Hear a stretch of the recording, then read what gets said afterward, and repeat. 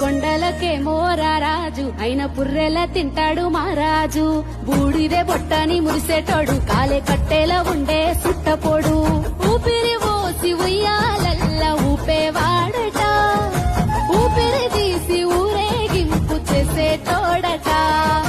బంధాలను బలంగా పెంచేటోడట, ఆ బ్రహ్మ పేరు చెప్పి ఆ బంధాలను తెంచేటోడట.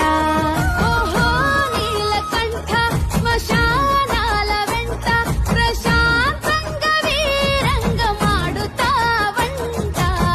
తల్లి లేనోడే గాని తల్లడిల్లితే చూడడు, తలపై నీళ్లు పోస్తే తల్లిలాగా చూస్తాడు. తల్లి లేనోడే గాని తల్లడిల్లితే చూడడు, మూడు కన్నులుండి కూడా ఎన్నడూ మురవడు. Download ShareChat.